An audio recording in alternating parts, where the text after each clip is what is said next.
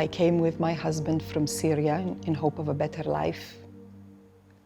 War is no life. We paid a criminal gang a lot of money to transport us. We came through Cali in the back of a lorry, which was terrifying. We were so relieved to arrive, so full of hope, but we still owed for the journey. We were very vulnerable. We had nowhere to live. We couldn't speak the language.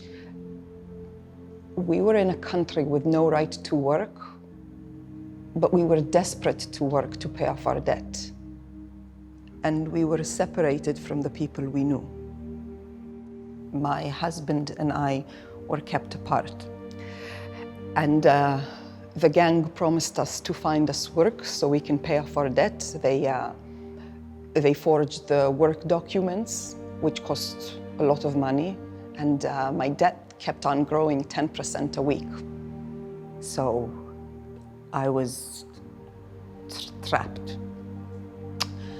I was sent to work in a food factory, my wages taken from me.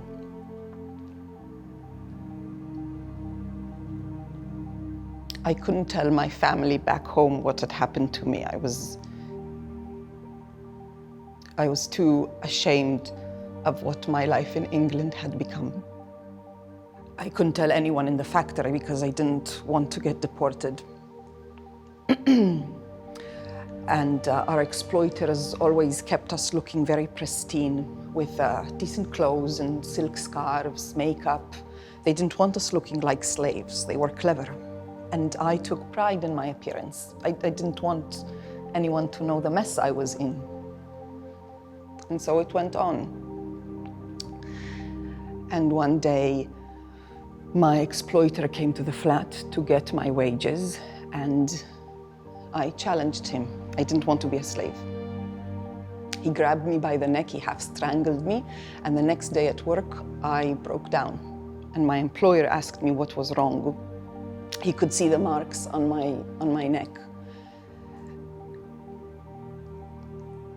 And the truth came out. He helped me escape. He called the police. And now I have my legal paperwork and I'm employed in his factory, a genuine worker.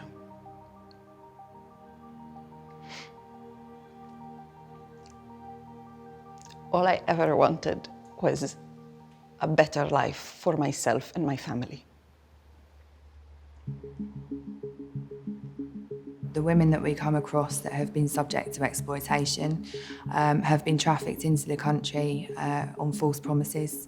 They've been told that they're either going to get a good job or education or other promises, and when they reach the UK, the story is extremely different, and they're forced to do things that they would never have agreed to and never have done voluntarily.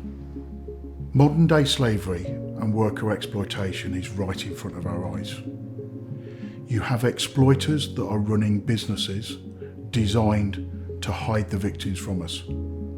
You have victims that struggle to identify they are victims or are controlled by emotions that prevent them telling us.